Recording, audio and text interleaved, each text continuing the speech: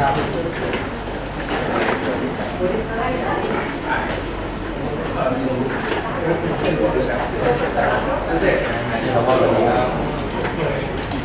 ึกว่ายังอยู่มาเลเกต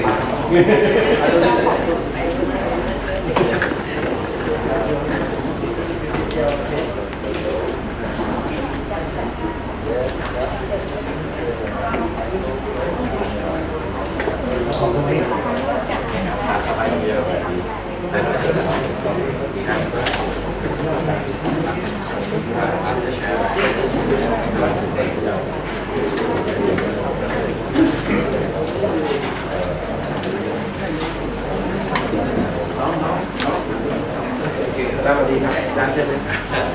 ขอบคุณที่มาที่ท่านดี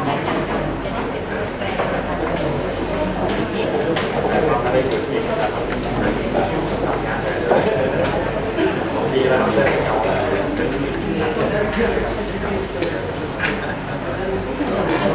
ค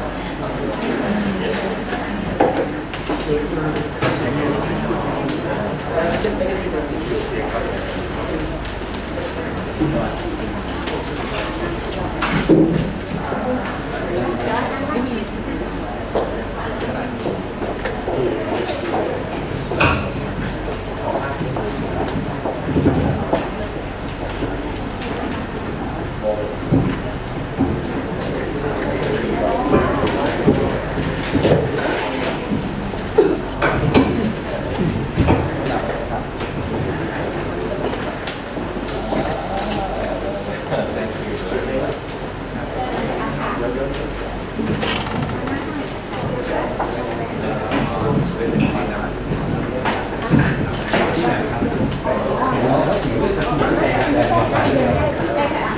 นี่ผมได้ผมฝากมาเนี่ยที่ตรงนี้นะครับได้ฝากมาแต่ละครั้งมีเป็นเพื่อนเชื่อเ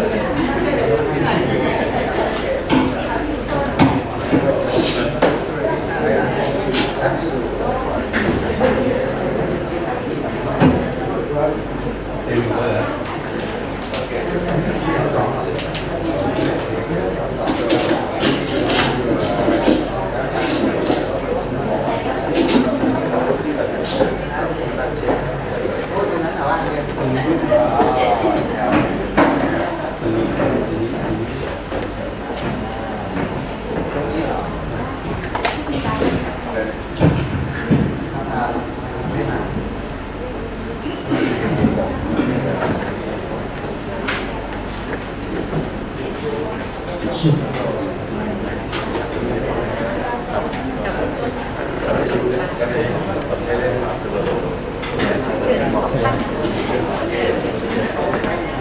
เดี๋ยวเราไปเชิญสองท่าน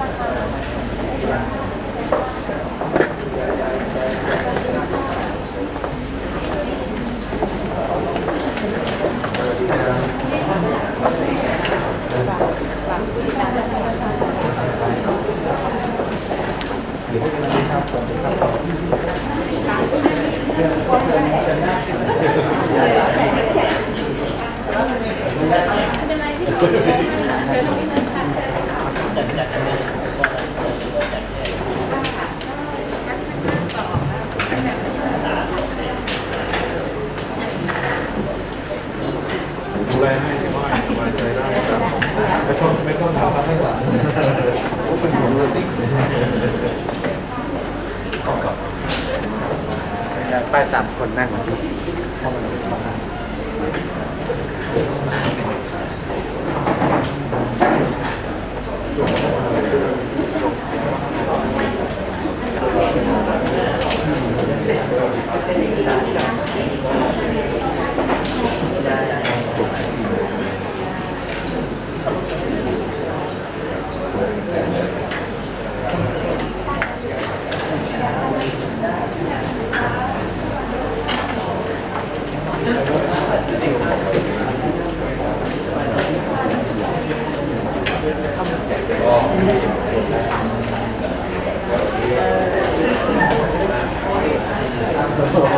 เอามาการเป็น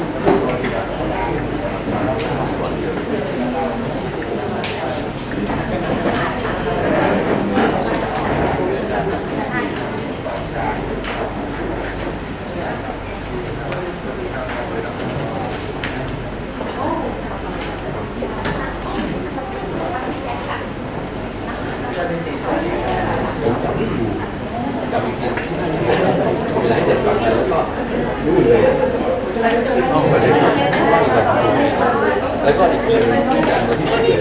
สวัสดีค่ะ นั่งข้างคู่ค้านี่แหละ พี่หนุ่มสวัสดีครับ สวัสดี เป็นไงชีวิตแต่งงาน โอ้โหไปนั่งข้างหน้าแต่ตั้งนานแล้วค่ะยิ้มโอ้ยที่เราเป็นลูกค้ามีมันเป็นหมุดที่ทำการมี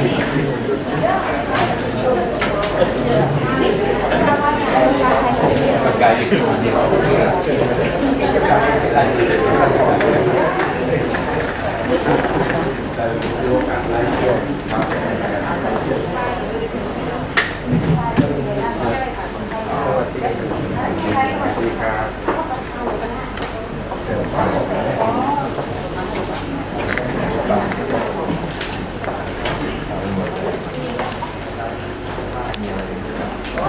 สไลด์ไว้ครับ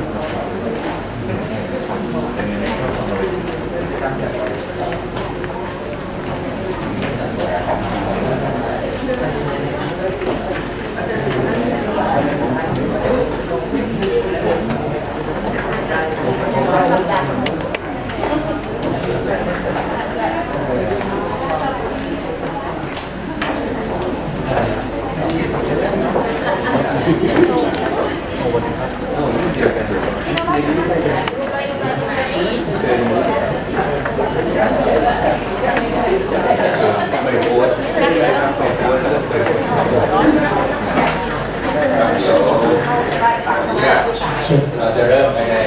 ไม่เกิน5 นาทีนะครับขออนุญาตสร้างน้ำสวัสดิที่ได้เลยครับ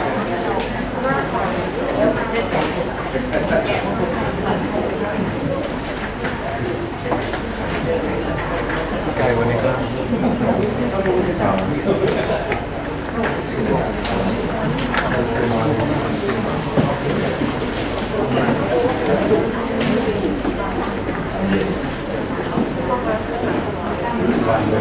วันนั้นนั่งใกล้ตัว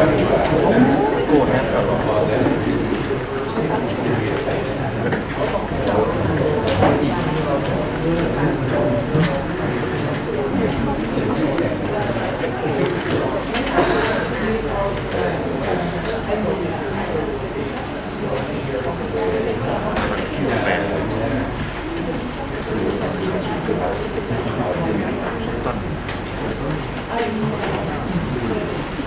ครับ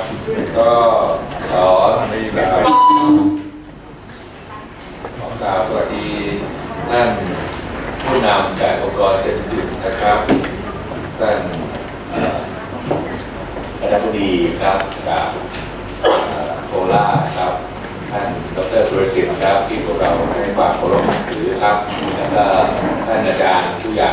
หลายท่านนะครับที่ให้เกียรติครับมาร่วมในวันนี้และที่สำคัญครับต้องขอ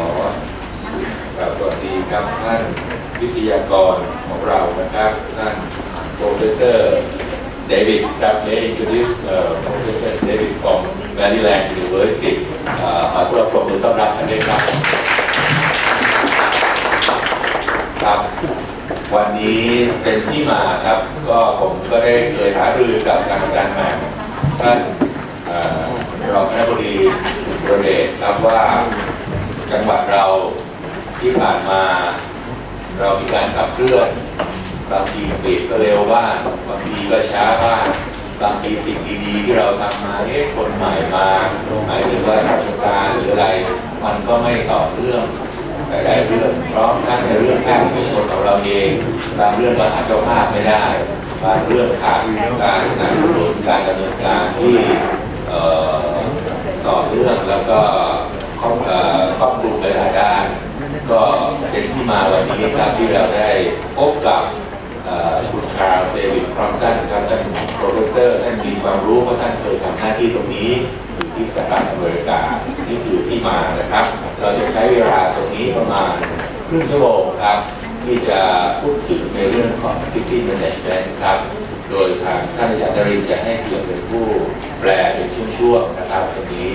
แล้ววันนี้เราได้รับเกียรติจากการถ่ายทอดเป็น Facebook Live ด้วยนะครับให้กับผู้ฟังครับซึ่งทั้งเป็นชาวขอนแก่นเองแล้วก็ทั้งองค์กรเอกชนที่อยู่ในภาคอีสานครับว่าตอนนี้ขอนแก่นเรามีการขับเคลื่อนนะครับในลักษณะเป็นเชิงของเป็นการเปลี่ยนแปลงเป็นผู้นำนะหลายๆเรื่องในเกี่ยวกับเมืองนะครับผมคิดว่าเพื่อให้พวกเราได้ใช้เวลาอย่างมีประโยชน์สูงสุดนะครับก็อยากจะเรียนเชิญครับท่านโปรเฟสเซอร์ชาร์ลส์เดวิดครัมตันได้เริ่มที่จะให้พูดคุยกับพวกเราครับเพื่อใช้เวลา10 นาทีตรงนี้ให้เกิดประโยชน์สูงสุดครับเรียนเชิญครับ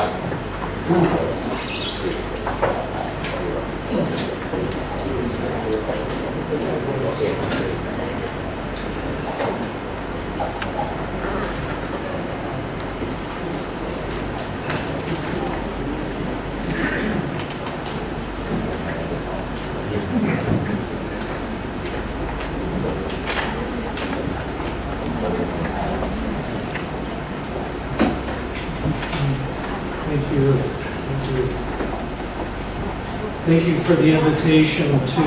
speak to you today.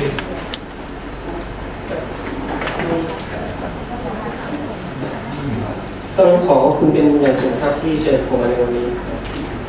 It's an honor to be here. ท่านรู้สึกเป็นเกียรติเป็นอย่างยิ่งครับ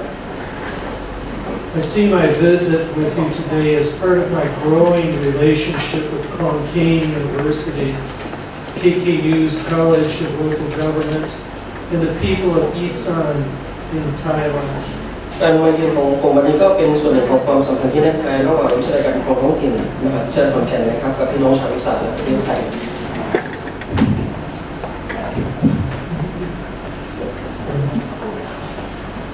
I hope that you see my visit today as an indication of my commitment to contribute to the future of this region in your nation. ผมหวังว่าการที่ทุกท่านได้เห็นการมีของผมในวันนี้จะเป็นข้อบ่งชี้ถึงความมุ่งมั่นของผมที่จะมีส่วนร่วมในอนาคตของภูมิภาคและของประเทศนี้ครับ Ajahn Surdak invited me to speak to you today to relate my experience as a professional manager of cities in the United States and as an international researcher of local government. ท่านอาจารย์สุรเดชได้เชิญผมมาพูดคุยกับทุกท่านในวันนี้เกี่ยวกับประสบการณ์ของผมในอาชีพของการเป็นผู้จัดการเมืองในหลายๆเมืองในสหรัฐอเมริกาและในฐานะนักวิชาการต่างประเทศด้านการปกครองท้องถิ่นครับ The way that I would like to approach this task is by describing the city manager model of city government in the United States as an approach to good governance in the management of innovation in municipal operations and city development. แนวทางที่ผมจะใช้ในการพูดคุยในวันนี้ก็คือจะอธิบายถึงรูปแบบของผู้จัดการเมืองนะครับในรัฐบาลท้องถิ่นของสหรัฐอเมริกาแนวทางในการไปสู่ธรรมาภิบาลและการจัดการนวัตกรรมในการดำเนินงานของเมืองและการพัฒนาเมืองครับ I will also assess the smart city approach in terms of good governance concepts in my experience as a city manager and as someone who lived and studied in a smart city, Portland, Oregon, in the United States. หลังจากนั้นผมจะพูดถึงแนวทางเมืองอัจฉริยะในกรอบความคิดของธรรมาภิบาลและจากประสบการณ์ของผมในฐานะผู้จัดการเมืองและคนคนหนึ่งที่อาศัยและเรียนซึ่งถือได้ว่าเป็นเมืองอัจฉริยะของสหรัฐอเมริกาเมืองหนึ่งคือเมืองพอร์ตแลนด์ครับ Technology alone cannot assure good governance. เทคโนโลยีเพียงอย่างเดียวไม่สามารถรับประกันธรรมาภิบาลที่ดีได้ Rather, the technological innovations associated with the smart city must be linked to smart policy making and smart management. มากไปกว่าการโยงนวัตกรรมทางเทคโนโลยีกับการเป็นเมืองอัจฉริยะแล้วเราจะต้องโยงการเป็นเมืองอัจฉริยะกับการทำนโยบายที่อัจฉริยะและการจัดการเงินที่อัจฉริยะด้วย They must be thoughtfully linked to tight conceptualizations of sustainable development and sufficiency economy. ต้องเชื่อมโยงอย่างรอบคอบกับแนวคิดของไทยในการพัฒนาที่ยั่งยืนและเศรษฐกิจพอเพียง They must be linked to effective public participation. ต้องโยงไปถึงการมีส่วนร่วมของประชาชนอย่างมีประสิทธิภาพ I argue that a city will only be smart to the extent that it effectively links these concepts to do what I refer to as sustainable governance. ผมยืนยันว่าการที่เมืองจะอัจฉริยะได้จะต้องขยายไปถึงการเชื่อมโยงอย่างมีประสิทธิภาพกับแนวคิดต่างๆเหล่านี้ซึ่งผมเรียกแนวคิดเหล่านี้ว่า sustainable governance หรือการบริหารการปกครองหรือการจัดการปกครองอย่างยั่งยืน I also argue that Crumpton and other cities in Thailand should not simply adopt models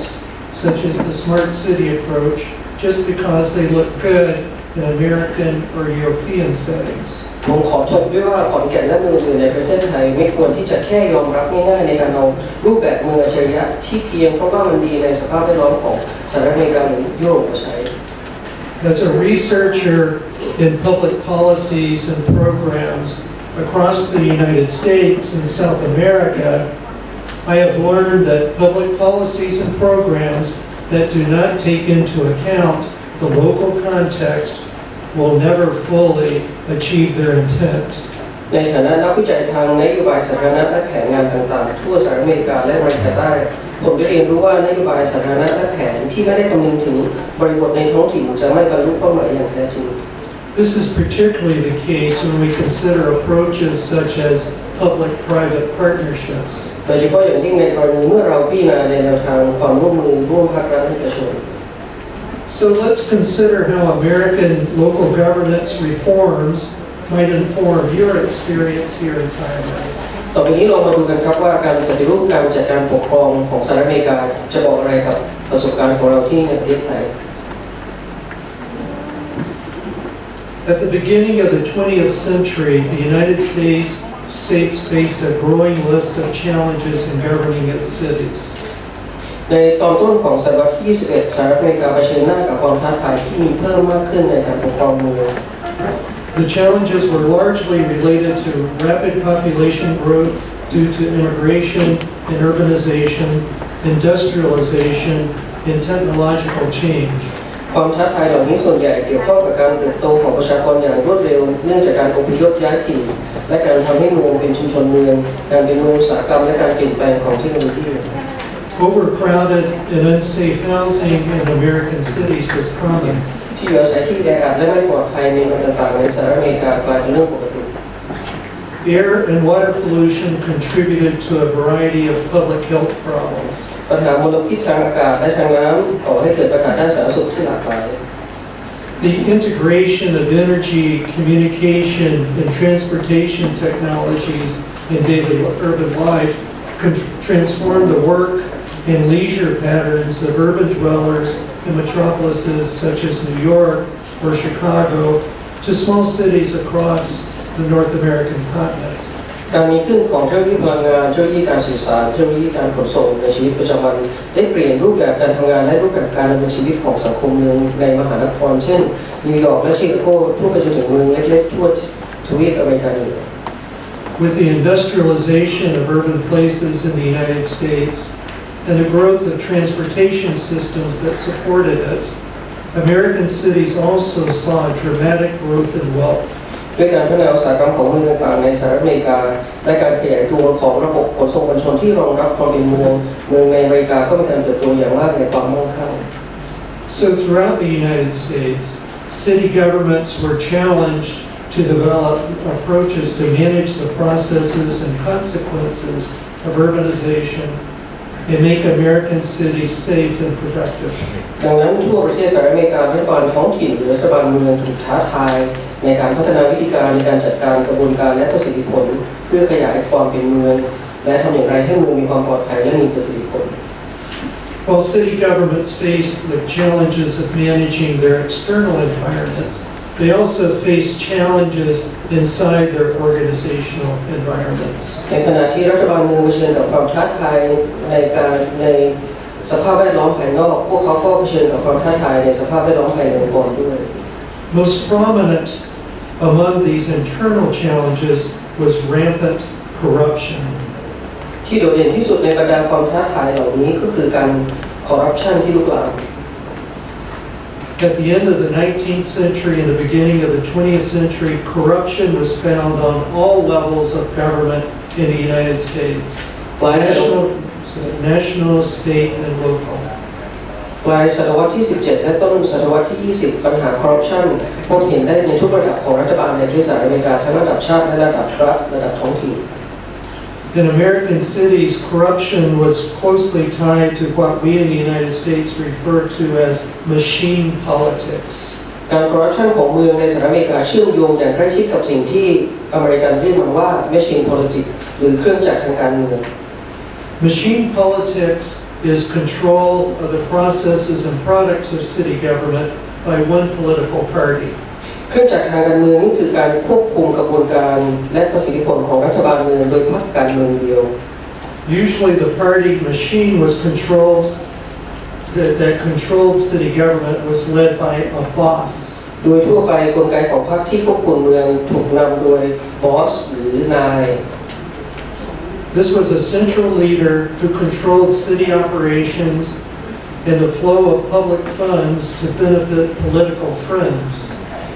มีผู้นำกลางผู้ที่ควบคุมการดำเนินงานของเมืองและการควบคุมการไหลของเงินทุนของรัฐต่างๆเพื่อผลประโยชน์ในผลพวกทางการเมือง I think this is a pattern that's not unfamiliar to Southeast Asia. คิดว่านี่ไม่ใช่เป็นสิ่งที่พบเห็นได้ทั่วไปในภาคเอเชียตะวันออกเฉียงใต้ Most often the party boss was the elected mayor of the city. ส่วนใหญ่นายที่ว่านี้ก็คือนายกเทศมนตรีที่ได้รับการเลือกตั้งของเมือง Corrupt practices not only included the use of city funds to benefit the boss's friends and party followers, การคอร์รัปชันที่ว่านี้ไม่เพียงแต่การใช้เงินงบประมาณของเมืองเพื่อเป็นประโยชน์กับเพื่อนๆของนายและพรรคพวกในพรรคเท่านั้น they also included manipulation of the electoral process to assure that the party in power maintained its control over City Hall. แต่มันยังรวมไปถึงการจัดการกระบวนการเลือกตั้งเพื่อให้มั่นใจว่าพรรคที่มีอำนาจอยู่จะรักษาอำนาจได้ In response to the challenges of corruption and the impacts of rapid population growth and industrialization on all levels of government, early in the 20th century arose the related progressive and good government movements. เพื่อที่จะแก้ไขความท้าทายจากคอร์รัปชันในรูปแบบนี้และเพื่อตอบสนองต่อผลกระทบที่เกิดจากการเพิ่มประชากรอย่างรวดเร็วและการพัฒนาอุตสาหกรรมในทุกระดับของรัฐบาลในช่วงต้นของศตวรรษที่ 21 ก็เริ่มเกิดการเคลื่อนไหวของกระบวนการความก้าวหน้าและความดีขึ้นของรัฐบาล The progressive movement primarily targeted political machines and their bosses. กระบวนการก้าวหน้าที่ว่านี้มีเป้าหมายหลักคือเครื่องจักรทางการเมืองและนาย It also sought regulation of monopolies and corporations in general through antitrust laws. รวมถึงการควบคุมการผูกขาดโดยผ่านการใช้กฎหมายเพื่อควบคุมการผูกขาด On the local level, it fought the abuses of machine politics through organizations such as the National Municipal League. ในระดับท้องถิ่นของสหรัฐอเมริกาการใช้เครื่องจักรการเมืองอย่างไม่ถูกต้อง ก็ยังมีการโดยการทำผ่านองค์กรต่างๆเช่นสันนิบาตเทศบาลแห่งชาติ The good government movement, as an offshoot of the progressive movement, sought to overcome corruption and improve the performance of government by changing the ways in which public organizations were managed. ธรรมาภิบาลเป็นหน่อหนึ่งของขบวนการก้าวหน้าที่พยายามที่จะเอาชนะการคอร์รัปชันและปรับปรุงประสิทธิภาพของรัฐบาลด้วยการเปลี่ยนวิธีการจัดการองค์กรสาธารณะ It emphasized professionalism among public managers and the establishment of practices based on scientific evidence and proven performance. เน้นการเป็นมืออาชีพของคนที่เป็นหรือที่เรียกว่าผู้จัดการสาธารณะและสร้างแนวทางปฏิบัติที่อิงหลักฐานทางวิทยาศาสตร์และผลการปฏิบัติงานที่สามารถพิสูจน์ได้ Central to the effectiveness of the good government movement's transformation of American public management was the establishment of professional organizations dedicated to this transformation. ศูนย์กลางของการเปลี่ยนตามการเคลื่อนไหวในแนวคิดของรัฐบาลที่ดีนี้ในการจัดการสาธารณะแบบอเมริกาก็คือการจัดตั้งองค์กรวิชาชีพต่างๆขึ้นที่อุทิศตนเพื่อการปฏิรูปครั้งนี้ Perhaps the most important of these organizations was the American Society for Public Administration, or ASPA. ในหมู่องค์กรวิชาชีพที่ว่านี้หนึ่งในองค์กรวิชาชีพที่น่าจะสำคัญที่สุดก็คือ ASPA หรือสมาคมวิชาชีพทางรัฐประศาสนศาสตร์ของสหรัฐอเมริกา ASPA and other organizations promoted good government through publications such as Public Administration Review and conferences and training programs. ASPA และองค์กรอื่นได้ให้การสนับสนุนแนวทางรัฐบาลที่ดีผ่านสิ่งตีพิมพ์เช่นวารสารการทบทวนการบริหารสาธารณะและผ่านการจัดการประชุมวิชาการหรือโครงการฝึกอบรมต่างๆ Promoters of good government in the early 20th century also introduced specific innovative approaches to public management. ผู้ที่โปรโมทแนวทางรัฐบาลที่ดีทั้งหลายเหล่านี้ในช่วงต้นๆศตวรรษที่ 21 ก็ได้แนะนำแนวทางใหม่ในการจัดการภาครัฐอีกด้วย One of these innovations was the council manager form or plan for local government, often referred to as the city manager plan. หนึ่งในนวัตกรรมเหล่านี้ก็คือรูปแบบสภากับผู้จัดการในรัฐบาลท้องถิ่นโดยทั่วไปก็จะเรียกมันว่ารูปแบบผู้จัดการเมือง The concept of the council manager form of government reflected the influence of the progressive movement to rid municipalities of the pervasive political machines. แนวคิดของรูปแบบสภากับผู้จัดการของรัฐบาลนี้สะท้อนมาจากอิทธิพลของแนวคิดก้าวหน้าที่ต้องการกำจัดเครื่องจักรทางการเมืองที่กำลังแพร่หลายอยู่ในขณะนั้น The basic idea behind the development of the council manager plan was to have a politically impartial administrator or manager to carry out the administrative functions of municipal government. แนวคิดพื้นฐานที่อยู่เบื้องหลังการพัฒนารูปแบบสภากับผู้จัดการหรือการที่มีผู้ดูแลระบบที่เป็นกลางทางการเมืองหรือผู้จัดการที่จะดำเนินงานในหน้าที่การบริหารขององค์กรในเขตเมือง Another important influence on the development of the council manager approach to municipal administration was the scientific management movement, often associated with Frederick Winslow Taylor. อิทธิพลสำคัญอีกประการหนึ่งของการพัฒนารูปแบบสภากับผู้จัดการคือหลักการจัดการแบบวิทยาศาสตร์ซึ่งมักเกี่ยวข้องกับเฟรดริกวัสโลเทเลอร์ The model was first adopted by small municipalities in the U.S. states of South Carolina and Virginia in 1908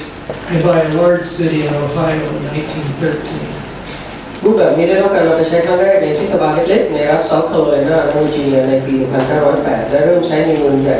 เมืองแรกที่รัฐโอไฮโอในปี 1913 Through the first half of the 20th century, this form of municipal organization became dominant among small to medium-sized cities across the United States. ในครึ่งแรกของศตวรรษที่ 21 รูปแบบของผู้จัดการเมืองนี้ก็กลายเป็นที่โดดเด่นในหมู่เมืองขนาดเล็กถึงขนาดกลางทั่วสหรัฐอเมริกา Now there are over 3,000 cities in the United States that use the council manager approach, making it the most popular structural form of local government in the United States. ปัจจุบันนี้มีมากกว่า 3,000 เมืองในสหรัฐอเมริกาที่ใช้รูปแบบของผู้จัดการเมืองทำให้เป็นรูปแบบโครงสร้างที่เป็นที่นิยมมากที่สุดของรัฐบาลท้องถิ่นในสหรัฐอเมริกา The largest cities to have professional city managers are Phoenix, San Diego, San Antonio, and Dallas. These are all cities with over 1 million residents and annual operating budgets in the many hundreds of millions of US dollars. ส่วนเมืองใหญ่ๆที่มีการจัดรูปแบบผู้จัดการเมืองนั่นก็คือเมืองฟีนิกซ์เมืองซานดิเอโกเมืองซานอันโตนิโอและเมืองดัลลัสซึ่งเมืองเหล่านี้เป็นเมืองที่มีประชากรมากกว่า1 ล้านคนและงบประมาณดำเนินงานประจำปีหลักหลายร้อยล้านดอลลาร์สหรัฐอเมริกา So what are the characteristics of the council manager form of government? อะไรคือรูปแบบของผู้จัดการเมือง You might say that this form of government is designed to combine the strengths of political participation, control, and oversight with managerial competency and best practices. เราอาจจะกล่าวได้ว่ารูปแบบนี้ของรัฐบาลท้องถิ่นถูกออกแบบเพื่อรวมจุดแข็งของการมีส่วนร่วมของทางการเมืองการควบคุมการกำกับดูแลโดยมืออาชีพและสมรรถนะและแนวปฏิบัติที่ดี Political oversight is provided by an elected governing body, most frequently referred to as the city council. โดยการกำกับดูแลทางการเมืองมีองค์กรที่ได้รับการเลือกตั้งเข้ามาโดยทั่วไปเรียกว่าสภาเมือง Under the council manager form, the elected officials are the legislative body and the community's policy makers. ภายใต้รูปแบบสภากับผู้จัดการข้าราชการการเมืองที่ได้รับการเลือกตั้งทำหน้าที่เป็นหน่วยเป็นนิติบัญญัติหน่วยที่ออกกฎหมายและสร้างนโยบายชุมชน Policy or political and policy making power is centralized in this body, which approves the municipality's annual operating budget and adopts local laws and regulations. อำนาจทางการเมืองและการกำหนดนโยบายจะรวมศูนย์ไว้ในองค์กรนี้ซึ่งจะมีอำนาจอนุมัติงบประมาณประจำปีของเมืองและออกกฎหมายท้องถิ่นและข้อบังคับในท้องถิ่น The elected officials also focus on the city's big picture goals, such as community growth and sustainability. ข้าราชการการเมืองเหล่านี้จะเน้นไปที่แค่เป้าหมายในภาพใหญ่ของเมืองเป็นหลักเช่นการเจริญเติบโตของชุมชนและความยั่งยืน The elected officials hire a professional city manager based on that person's education, professional experience, skills, and leadership abilities, and not on his or her political allegiance. ข้าราชการการเมืองเหล่านี้จะจ้างนักจัดการเมืองมืออาชีพตามฐานของการศึกษาประสบการณ์ทางวิชาชีพทักษะและความเป็นผู้นำเป็นหลักแต่ไม่ใช่ตามความภักดีทางการเมืองของเขาโดยเฉพาะ The elected city council supervises the manager's performance, and if that person is not responsive and effective, the elected officials have the authority to move him or her at any time. สมาชิกสภาที่ได้รับการเลือกตั้งจะกำกับดูแลการปฏิบัติงานของผู้จัดการเมืองและถ้าไม่ตอบสนองหรือไม่มีประสิทธิภาพสมาชิกสภาที่มาจากการเลือกตั้งก็มีอำนาจที่จะปลดได้ตลอดเวลา Since other appointed officials, such as the police chief, the fire chief, street supervisor, parks manager, water and sewer services managers, and so forth, report to the city manager is also responsible to the elected officials for their performance. เนื่องจากข้าราชการประจำเช่นหัวหน้าตำรวจหัวหน้าดับเพลิงหัวหน้างานถนนผู้จัดการสวนสาธารณะผู้จัดการงานประปาและน้ำเสียและตำแหน่งอื่นๆรายงานต่อผู้จัดการเมืองผู้จัดการเมืองมีหน้าที่รับผิดชอบต่อข้าราชการการเมืองที่มาจากการเลือกตั้งตามหน้าที่ความรับผิดชอบของข้าราชการประจำเหล่านี้ด้วย Thus, central to the council manager plan is a strong profile of responsiveness and accountability. ดังนั้นหัวใจสำคัญที่ทำให้รูปแบบสภากับผู้จัดการเมืองคือการที่มีการตอบสนองและภาระรับผิดชอบที่สูง City managers are typically appointed to their positions through one of two processes. โดยทั่วไปผู้จัดการเมืองจะได้รับการแต่งตั้งให้ดำรงตำแหน่งผ่านหนึ่งใน2กระบวนการนี้ According to one approach, they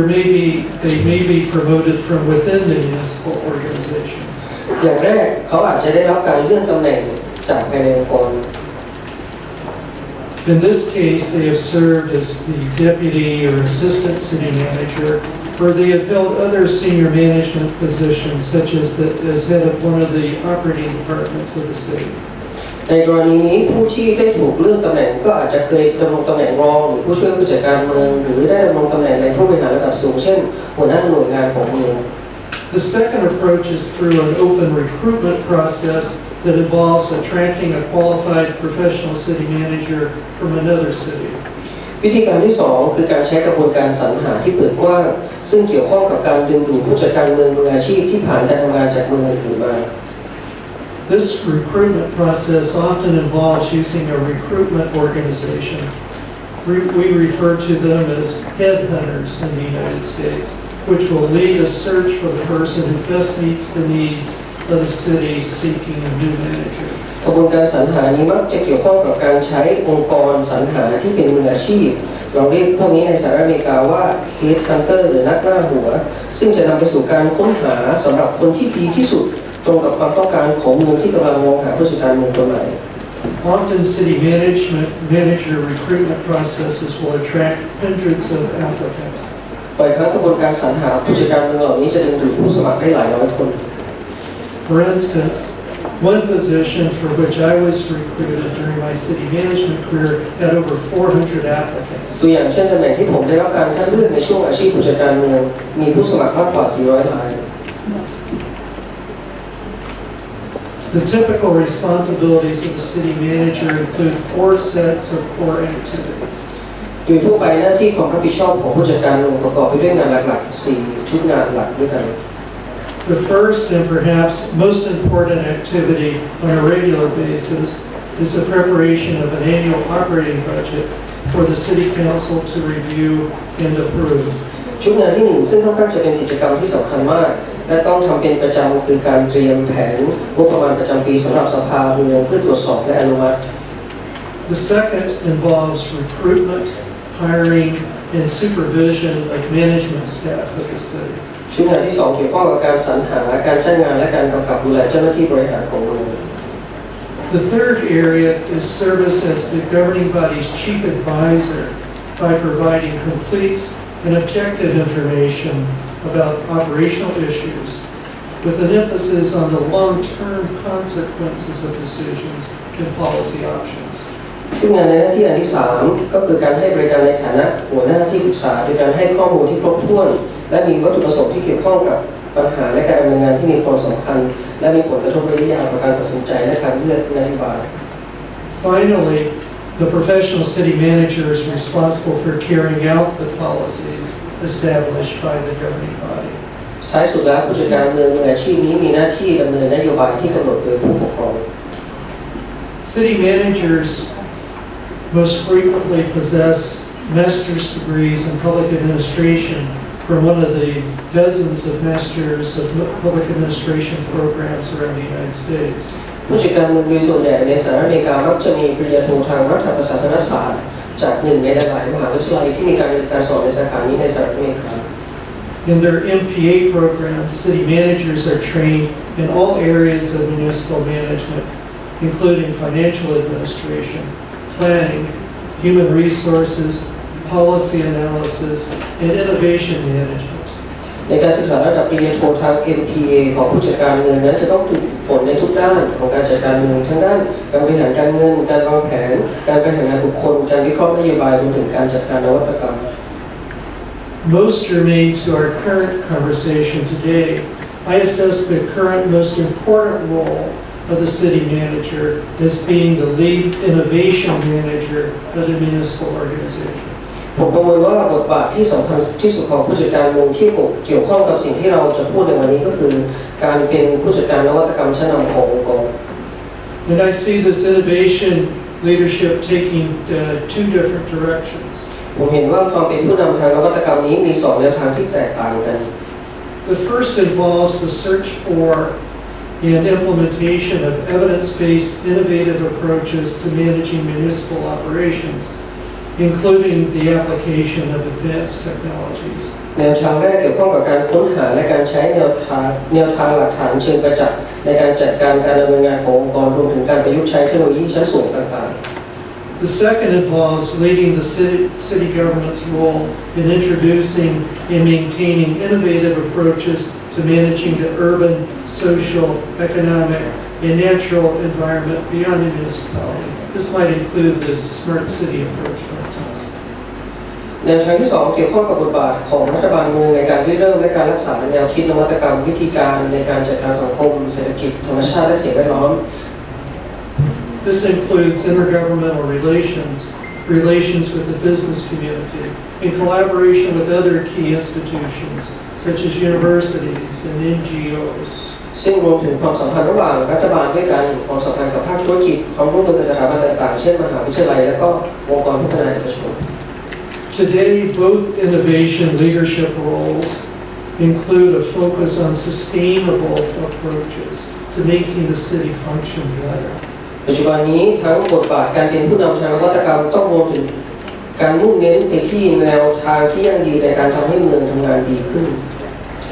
The professional organization of local government managers, the ICMA, is also an important part of the professional life of the city manager in supporting his or her professional development and offering evidence regarding best practices in management. องค์กรวิชาชีพของผู้จัดการส่วนท้องถิ่นหรือที่เรียกว่า ICMA ก็ถือได้ว่าเป็นส่วนสำคัญในชีวิตการทำงานของผู้จัดการเมืองเพื่อช่วยสนับสนุนการพัฒนาวิชาชีพของตนและนำเสนอแนวทางปฏิบัติที่ดีในการจัดการ So in my discussion with you today, I think that the role of the city manager as community innovation leader is particularly germane. อย่างหนึ่งผมคิดว่าบทบาทของผู้จัดการเมืองในฐานะผู้นำด้านนวัตกรรมของชุมชนก็มีความสัมพันธ์เกี่ยวดองกันอย่างใกล้ชิด In my city management career, I was frequently called upon to play an innovation leadership role in both ways I just described. ในอาชีพของการเป็นผู้จัดการเมืองของผมมักถูกเรียกให้เล่นบทบาทของความเป็นผู้นำทางนวัตกรรมทั้งใน2รูปแบบที่ผมอธิบายไปแล้ว In terms of innovative approaches to improving municipal operations, a particularly challenging example can be seen in my experience in the U.S. state of Kansas, in a large suburb of the city of Kansas City. ในแง่ของแนวทางใหม่ในการปรับปรุงการดำเนินงานของรัฐตัวอย่างที่ท้าทายโดยเฉพาะอย่างยิ่งความสามารถก็เห็นจะเป็นประสบการณ์ของผมในรัฐแคนซัสในเขตชานเมืองใหญ่ของเมืองแคนซัสซิตี้ This city was experiencing rapid population growth, and the city was not able to keep pace with the need and demand for city services. เมืองนี้ประสบปัญหาการเติบโตของประชากรอย่างรวดเร็วและเมืองไม่สามารถเติบโตให้ทันกับความต้องการของการใช้บริการของคนในเมือง A particularly troubling area of city services was garbage collection and disposal. พื้นที่ที่น่าเป็นห่วงในการให้บริการที่สุดก็คือการเก็บและกำจัดขยะมูลฝอย When I arrived on the job, residential areas of this city were not receiving scheduled garbage collection services. ตอนผมไปเริ่มงานที่อยู่อาศัยต่างๆก็ไม่ได้รับกำหนดการให้บริการการเก็บขยะของเมืองเลย The city's garbage trucks were in bad condition and were not of the most current design to meet our service demands. รถบรรทุกขยะของเมืองก็อยู่ในสภาพที่ไม่ดีและไม่ทันสมัยเพื่อตอบสนองความต้องการ We did not have adequately trained managers or workers. เราไม่มีหัวหน้าหรือคนงานที่ได้รับการฝึกฝนมาอย่างเพียงพอ The collection service routes were not designed to be efficient. เส้นทางในการให้บริการจัดเก็บไม่ได้ถูกออกแบบให้มีประสิทธิภาพ A major problem involved the city's landfill. ปัญหาสำคัญอีกอย่างก็คือสถานที่ฝังกลบของเมือง It had never been adequately engineered. มันไม่เคยได้รับการออกแบบอย่างเพียงพอ It created continuous negative environmental impacts, including pollution in the adjacent streams and continuous fires in the piles of unmanaged trash. มันสร้างผลกระทบด้านลบต่อสิ่งแวดล้อมอย่างต่อเนื่องรวมทั้งมลพิษในลำธารที่อยู่ติดกันและเกิดเพลิงไหม้อย่างต่อเนื่องในกองขยะที่ไม่ได้มีการจัดการ The city was facing legal sanctions, including major fines by the state of Kansas. เมืองต้องเผชิญกับการคว่ำบาตรทางกฎหมายรวมถึงค่าปรับที่รัฐแคนซัสปรับ My task was to completely redesign the solid waste collection and disposal system.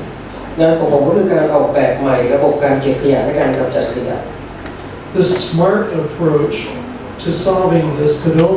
could not just involve technological fixes, although technology had a large role to play. แนวทางอัจฉริยะในการแก้ปัญหานี้ไม่ได้แค่เกี่ยวข้องกับการใช้เทคโนโลยีในการแก้ปัญหาเพียงอย่างเดียวถึงแม้ว่าเทคโนโลยีจะมีบทบาทอย่างมากก็ตาม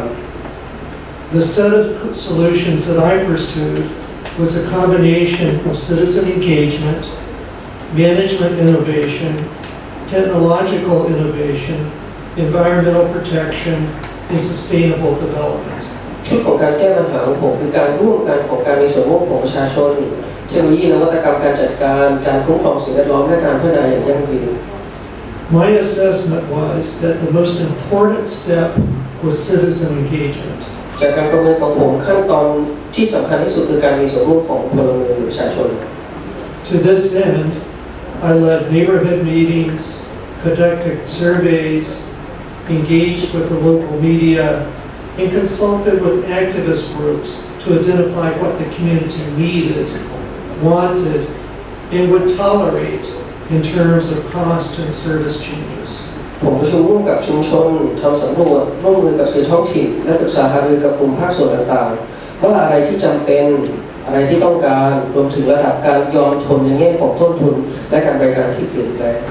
Seeking management and technological solutions was also an important part of the process. มองหาวิธีการจัดการและเทคโนโลยีที่จะช่วยในการแก้ปัญหาก็เป็นส่วนสำคัญของกระบวนการนี้ I engaged engineers to produce a renovation plan for the landfill that included use of advanced technology. ผมร่วมกับวิศวกรในการผลิตแผนปรับปรุงสำหรับการฝังกลบที่รวมไปถึงการใช้เทคโนโลยีขั้นสูง I traveled around the United States to examine alternative equipment and methods for collecting garbage. ผมเดินทางไปทั่วสหรัฐอเมริกาเพื่อตรวจสอบอุปกรณ์และวิธีการอื่นๆในการเก็บขยะ I drove garbage trucks and collected garbage myself to better understand the human production element involved in the work. ผมขับรถขยะเองและรวบรวมขยะเองเพื่อทำความเข้าใจกับมันว่าองค์ประกอบในการทำงานเกี่ยวข้องกับมนุษย์เนี่ยมันเกี่ยวข้องกับการทำงานอย่างไร I collaborated with my financial experts to create a unique financial structure to finance and pay for improvements. ผมร่วมกับผู้เชี่ยวชาญทางการเงินเพื่อสร้างโครงสร้างทางการเงินที่มีลักษณะเฉพาะเพื่อเป็นเงินทุนและค่าใช้จ่ายสำหรับการปรับปรุง We created a sustainable development plan for the landfill that ultimately led to its conversion into a city park and that cleaned up and protected the impacted natural environment. เราสร้างแผนพัฒนาที่ยั่งยืนสำหรับการฝังกลบที่ดีที่สุดและนำไปสู่การแปลงเป็นสวนสาธารณะในเมืองการทำความสะอาดและป้องกันสภาพแวดล้อมทางธรรมชาติ And of course, I collaborated closely with the City Council and with my department managers to create a policy structure that ensured that all near-term and future impacts were considered. และแน่นอนผมได้ร่วมมือกับสภาเมืองและหัวหน้าแผนกต่างๆในการสร้างโครงสร้างนโยบายที่มั่นใจได้ว่าผลกระทบทั้งในระยะสั้นและในอนาคตจะได้รับการพิจารณา Using terminology that I have recently come to, the approach that I used in this case can be described as sustainable governance. ใช้คำศัพท์ที่ผมเพิ่งใช้ในกรณีนี้สามารถอธิบายได้ว่าเป็น sustainable governance หรือการจัดการปกครองอย่างยั่งยืน This approach holistically links policy making, management, innovation, sustainable development, and citizen engagement to make management of the city more pragmatic and responsible. ตามแนวทางองค์รวมนี้เชื่อมโยงการสร้างนโยบายการจัดการนวัตกรรมการพัฒนาอย่างยั่งยืนและการมีส่วนร่วมของพลเมืองเพื่อให้การบริหารจัดการเมืองเป็นไปได้ในทางปฏิบัติและมีความรับผิดชอบมากขึ้นร่วมกัน Now let's think about sustainable governance and the smart city approach. สำหรับผมแนวทางจัดการเมืองอย่างยั่งยืนแบบนี้แสดงให้เห็นถึงจุดแข็งของรูปแบบเมือง As I have read about the smart city approach,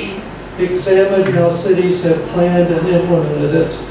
discussed it with academic and practitioner colleagues, and participated in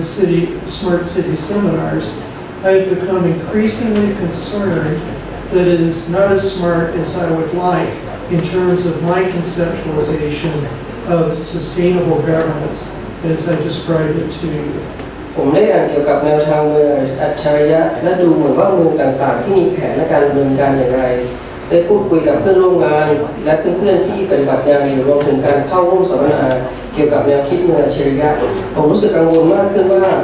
มันไม่ใช่อัจฉริยะตามแนวที่ผมอยากเห็นซึ่งเป็นไปตามแนวคิดการจัดการปกครองอย่างยั่งยืนตามที่ผมได้อธิบายให้ทุกท่านไปแล้ว My concern is that the smart city approach, like so many other approaches to addressing problems of modern life, represents an over-reliance on technology without adequately considering the social, cultural, economic, and political implications. ข้อห่วงใยของผมก็คือตามแนวทางเมืองอัจฉริยะซึ่งเหมือนกับหลายๆแนวทางในการแก้ปัญหาชีวิตสมัยใหม่ซึ่งหมายถึงการพึ่งเทคโนโลยีอย่างมากโดยที่เรายังไม่พิจารณาสังคมวัฒนธรรมและเศรษฐกิจการเมืองรวมถึงในแง่ที่ซับซ้อนต่างๆอย่างเพียงพอ More specifically, the introduction of smart city technology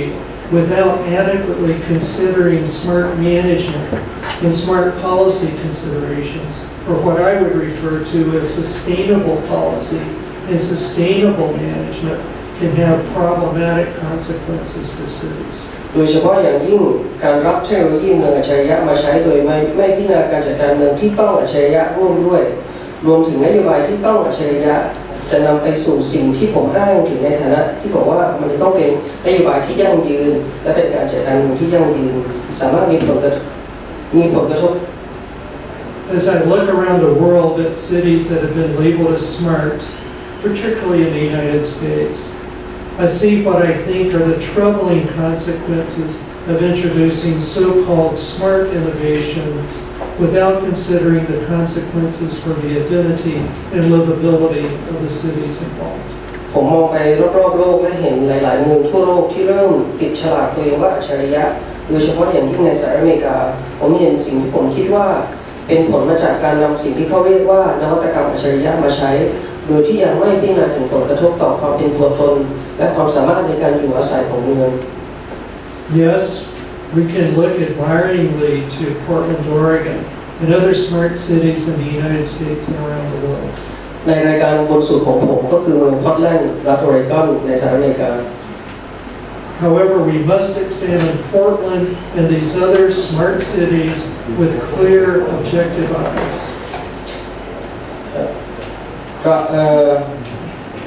อย่างไรก็ตามเราต้องศึกษาพอร์ตแลนด์ด้วยดวงตาที่ชัดเจนและเป็นวัตถุวิสัยคือเปิดกว้าง Many of these cities have histories as blue-collar, working-class cities. ในอดีตเมืองพอร์ตแลนด์เป็นเมืองของชนชั้นแรงงาน However, that was before they became so smart. นั่นก็ก่อนที่มันจะกลายเป็นสิ่งที่เราเรียกว่าเป็นเมืองอัจฉริยะ What have the smart cities of 2018 become? ในปี 2018 มันกลายเป็นอะไรอ่ะ They have become increasingly gentrified. มันกลายเป็นเมืองที่ปรับใหม่ที่เอื้อต่อคนมีฐานะ People of modest means cannot afford to live in Portland and some of these other cities. คนธรรมดาสามัญทั่วไปไม่สามารถที่อยู่อาศัยในพอร์ตแลนด์ได้หรือในเมืองอัจฉริยะอื่นๆได้ Their working-class charms have been erased from the map. เสน่ห์ของเมืองคนทำงานที่เคยเป็นที่รู้จักได้ถูกลบออกไปจากแผนที่ With their rapture with public-private partnerships,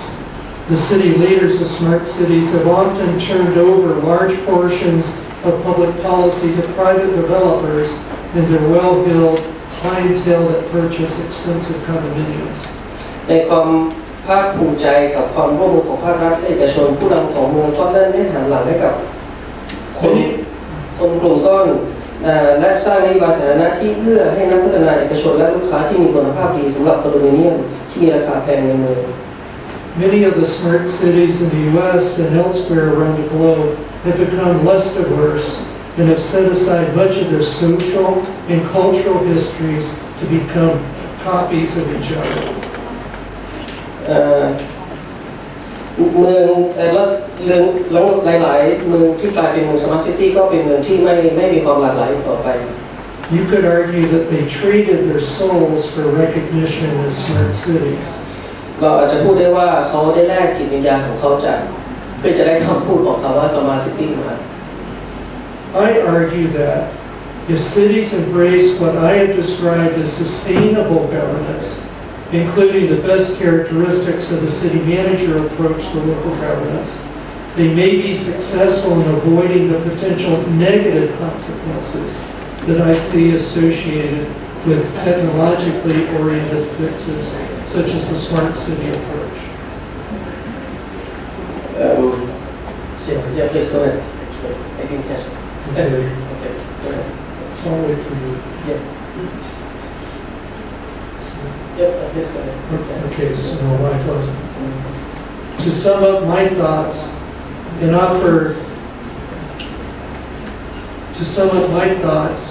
and offer my caring advice to my new friends in Thailand and the cities that aspire to be smart cities, I offer 3 things from my experience. เพื่อจะสรุปนะครับในสิ่งที่ผมได้พูดมาผมก็จะขอฝาก3สิ่งไว้ให้กับคนขอนแก่นครับ First, consider the strengths of the council manager form of government as you continue to develop your institutions of subnational governance in Thailand. ก็อย่างแรกก็ให้พิจารณาความจุดแข็งนะครับของการมีระบบที่เรียกว่าเป็นสภาของผู้จัดการนะครับในขณะที่เราพัฒนา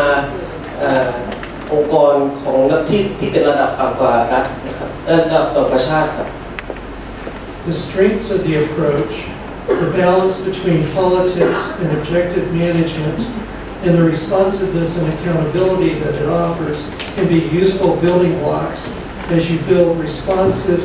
accountable, and transparent structures and processes of governance. จุดแข็งของสิ่งที่ผมได้พูดไปในเรื่องของการจัดการปกครองอย่างยั่งยืนนะครับขอให้รับมาเป็นการพิจารณาเพื่อจะช่วยเสริมนะครับในการพัฒนาเมือง Second, consider my conceptualization of sustainable governance as you introduce innovations associated with the smart city approach, or as you consider other limited fixes to problems of subnational governance. ครับอย่างที่2ก็คือให้พิจารณาไอเดียของผมนะครับที่ผมพูดถึงเรื่องของการจัดการเมืองอย่างยั่งยืนนะครับว่ามันจะมีส่วนเกี่ยวข้องกับแนวคิดของเมืองอัจฉริยะอย่างไรนะครับแล้วก็มันจะช่วยในการแก้ปัญหานะครับปัญหาที่มันจะเกิดขึ้นในระดับของรัฐบาลแห่งชาติอย่างไร As we consider the introduction of smart technologies, we should seek to assure that we have smart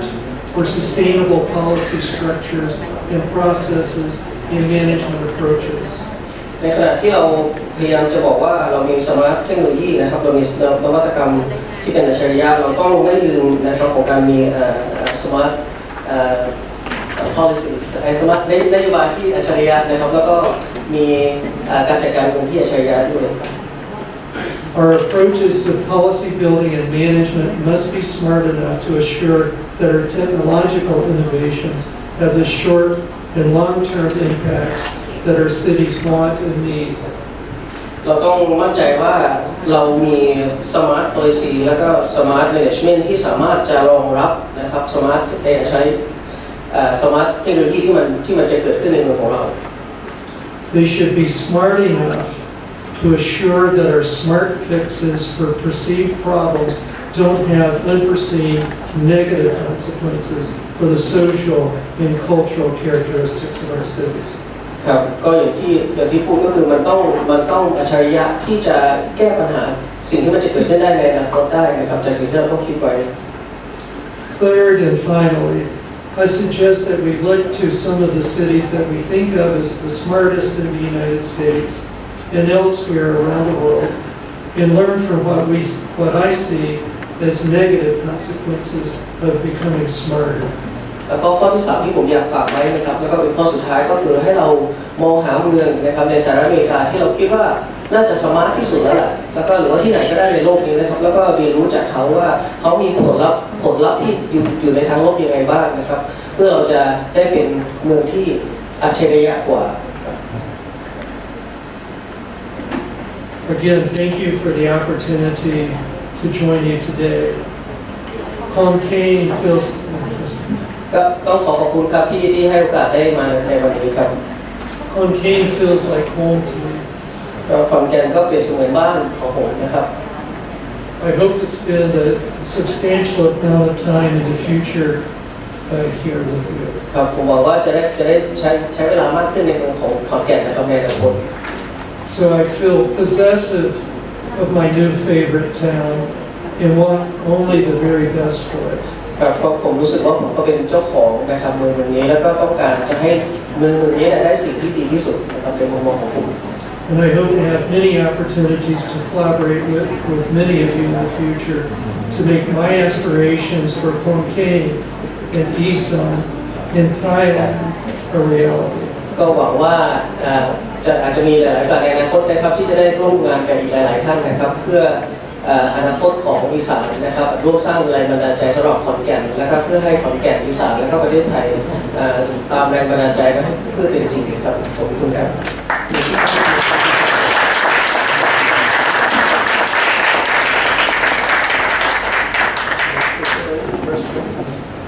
มีคำถามไหมอาจารย์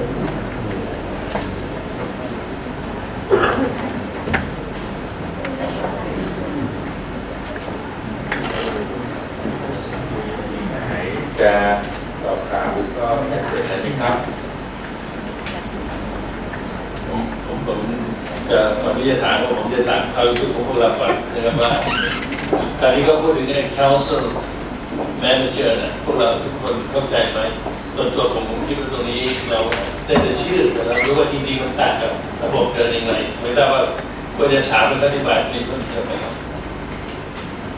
แต่พวกเราเข้าใจแล้วที่Council Manager คือแบบผมยังไม่ต่างเขาเข้าใจตอนรองนายกบอกนะครับเข้าใจตอนไปเขาทำมันต่างกันไม่คือมันต่างจากนายกของระบบของเราอย่างไรอันนี้มันจะถามก็จะว่าถ้าท่านเข้าใจแล้วผมก็จะไม่เข้าใจต่อแล้วไม่แน่ใจว่าที่ในรัฐบาลพยายามจะทำเรื่องสภาเลยเกิดขึ้นอะไรนี้หรือเปล่าโอเคผมคิดว่าถ้างั้นให้เขาอธิบายดีนะครับถ้าเราเปรียบเทียบว่ามันเหมือนสภาเมืองของเราไหมดูไหมครับแต่มันก็มันจะมาทำยังไงเป็นยังไงมันทำงานเนี่ยเป็นไงประกอบด้วยอะไร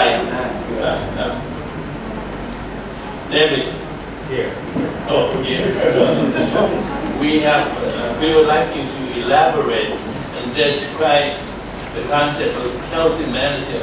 and how they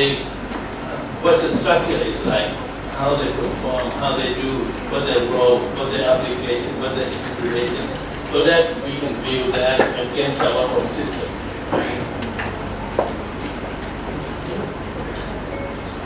Well, I think an important part of the relationship or the functioning of the city or the council manager forum involves collaboration between the city manager and the city council. Right? ในความคิดของท่านเนี่ยท่านบอกว่าที่สำคัญที่สุดก็คือรูปแบบนี้เนี่ยมันเน้นเรื่องความร่วมมือกันระหว่างสภาเมืองนะครับกับผู้จัดการเมืองสภาเมืองที่นี่ไม่ใช่สภาเมืองในแนวคิดของขอนแก่นนะฮะสภาเมืองในที่นี้คือสภาเมืองที่มาจากการเลือกตั้งครับ It's an interesting relationship.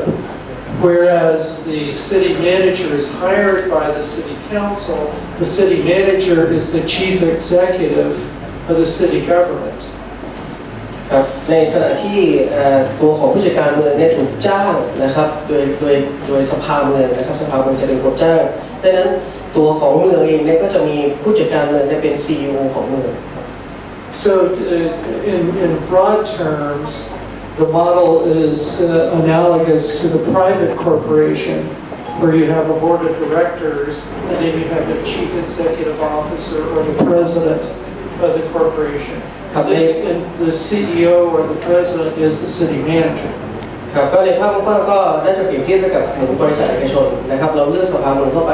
สภาเมืองก็จะไปนั่งเป็นกรรมการบริหารนะครับไปนั่งเป็นกรรมการดำเนินการของบริษัทนะครับเสร็จแล้วก็กรรมการของบริษัทก็จะเลือก CEO ก็เหมือนกันนะก็คือตัวผู้จัดการเมืองก็ถูกเลือกเพื่อทำหน้าที่เป็น CEO ในเมือง The difference is, at least in comparison to the U.S. model of corporations, is that in the U.S. the president appoints his friends to be on the board of directors. In the city manager form of public government, the city council appoints the city manager, the CEO. ก็อาจจะมีความต่างไปได้น้อยผมไม่แน่ใจว่าในประเทศไทยจะเป็นอย่างนั้นหรือเปล่านะในสหรัฐอเมริกาในความต่างของเอกชนก็คือเอกชนเนี่ยตัวของ CEO เนี่ยก็จะมีโอกาสที่จะแต่งตั้งBoard of Director นะครับแต่ว่าในรูปแบบของสภากับผู้จัดการเมืองเนี่ยสภาเมืองเท่านั้นที่จะเป็นคนแต่งตั้งผู้จัดการเมือง So the presidents of corporations in the U.S. are accused of controlling their board of directors, but in the city manager form, the board of directors of the city council controls the city manager. ครับก็ในรูปแบบของบริษัทเอกชนในสหรัฐอเมริกาเนี่ยก็จะถูกกล่าวหาไว้ตลอดเวลาว่าตัว CEO เนี่ยคอนโทรลกรรมการบริการนะครับแต่ในหลักของสภาเมืองกับผู้จัดการเมืองเนี่ยตัวของกับสมาชิกสภาเมืองนะครับกับสภาเมืองเนี่ยเป็นคนควบคุมผู้จัดการเมือง However, the difference is the city manager is treated by the city council as the expert in municipal operations. ความต่างก็คือว่าสภาเมืองเนี่ยเขาจะให้ความสำคัญกับความเป็นมืออาชีพของผู้จัดการเมือง And they're not just expected to be experts in management. They're expected to be financial experts. They're expected to be planning experts. They're expected to be police experts, fire protection experts. They need to understand many things about the city operation, a broad range of expertise. ก็คือความคาดหวังของสภาเมืองก็คือว่าความเป็นผู้เชี่ยวชาญนะครับของผู้จัดการเมืองไม่ว่าจะเป็นด้านการวางแผนนะครับการแม้แต่เรื่องของตำรวจเองหรือแม้แต่เรื่องของการบรรเทาสาธารณภัยเนี่ยก็คือเป็นภาพกว้างที่ผู้จัดการเมืองจะต้องมีความเชี่ยวชาญเหล่านี้ครับ Remember that in the city council manager form, the city councilors are still politicians. ครับต้องเข้าใจว่าในรูปแบบของผู้จัดการเมืองเนี่ยตัวของสภาเมืองหรือสมาชิกสภาเมืองที่มาจากการเลือกตั้งก็ยังเป็นนักการเมือง So as you know, sometimes politicians avoid answering hard questions. ครับก็แน่นอนนะครับในความเป็นนักการเมืองมันก็อาจจะต้องมีความเป็นการเมืองอยู่ So they expect the city manager to have the answers to the hard questions. ครับก็เวลามีปัญหานะครับสภาเมืองทั้งหลายเหล่านี้ก็คาดหวังว่าผู้จัดการเมืองจะสามารถตอบสิ่งเหล่านี้กับประชาชนได้ And they use the city manager to apply that expertise and objectivity to find the best solution for city problems. ครับเขาก็หวังว่าตัวของผู้จัดการเมืองเนี่ยจะใช้ความเชี่ยวชาญนะครับและก็ความสามารถของเขาเนี่ยแก้ปัญหาให้กับเมืองได้ In more detail, the city manager is responsible for all the operations of the city, for the police department, for the fire department, for the streets, for the parks, for everything that the city does. So the relationship between the city manager and departments is very important. ครับผู้จัดการเมืองก็รับผิดชอบแบบทุกเรื่องนะครับในเมืองไม่ว่าจะเรื่องของถนนหนทางนะครับเรื่องของดับเพลิงเรื่องตำรวจนะครับเรื่องของน้ำเรื่องของจัดการขยะเพราะฉะนั้นความสัมพันธ์ของผู้จัดการเมืองกับคนที่ทำงานในแผนกนะครับหรือในกองต่างๆเนี่ยจะต้องสำคัญมากด้วย And in theory, at least, the city council does not interfere in these daily operations. ในทางทฤษฎีเนี่ยเขาก็บอกว่า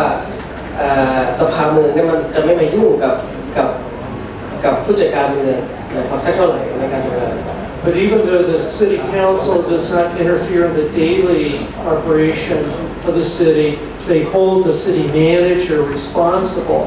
They hold the manager accountable to be responsive to their policies and doing the work of the city. ครับถึงแม้ว่าเขาจะไม่ไปยุ่งเกี่ยวกับผู้จัดการเมืองนะครับแต่เขาก็คาดหวังว่าผู้จัดการเมืองนี่ต้องมีความรับผิดชอบนะครับมีการตอบสนองอย่างเพียบพร้อมแล้วก็มีความพร้อมรับผิด So the values that are very important to us at COLA, the values of responsiveness, accountability, and transparency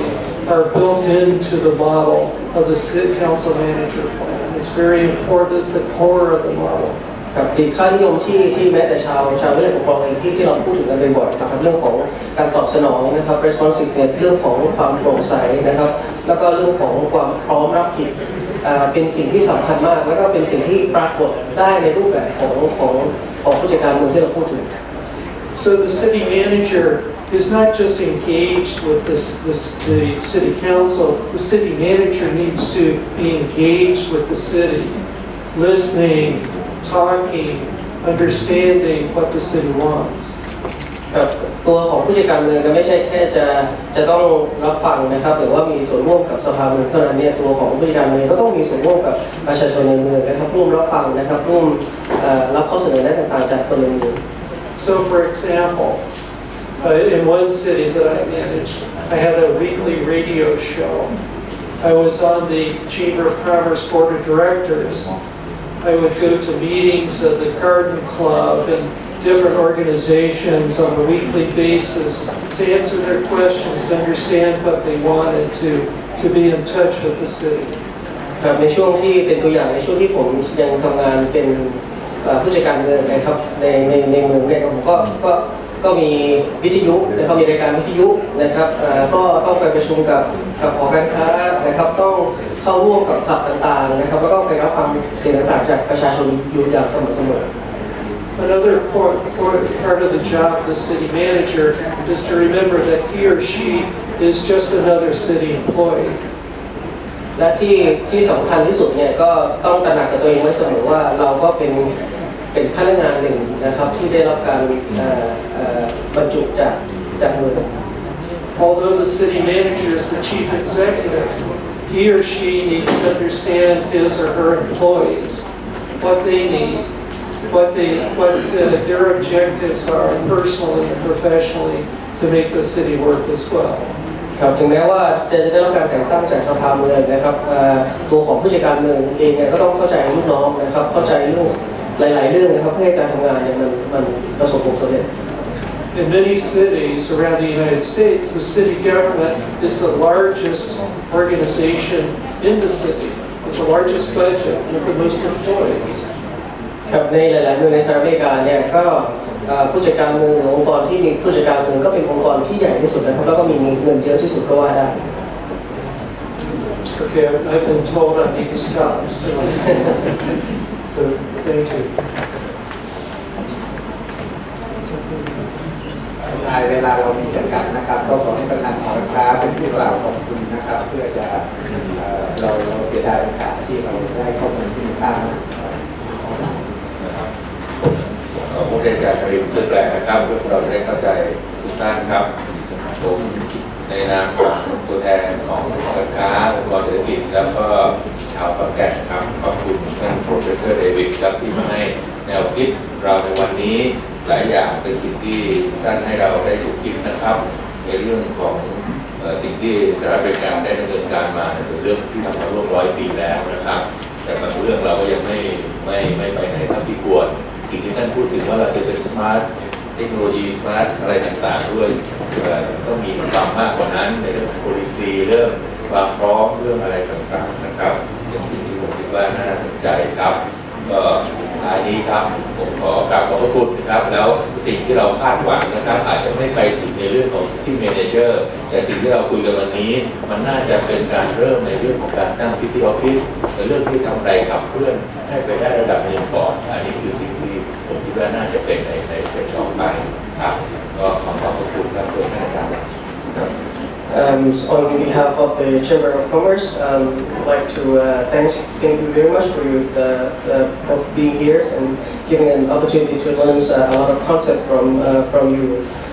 Many things that you have presented today has brought us to awakenings that we have to things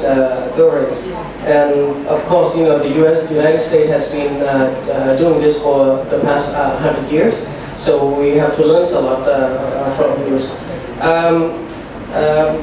More than that, even those we will not expect us to change to, the city councils and managers form of government soon, but we hope at least we will have something that we call a city office that can be realized from this concept. So thank you very much for your presentation today. Thank you.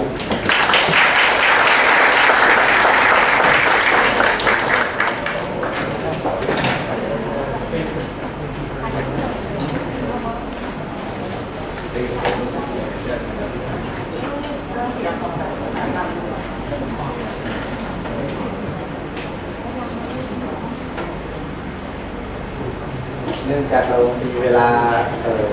ล่วงเลยมาพอสมควรนะครับก็วันนี้เรามีเรื่องอีกเยอะนะครับที่เราจะคุยกันแล้วก็ถ้าเผื่อว่า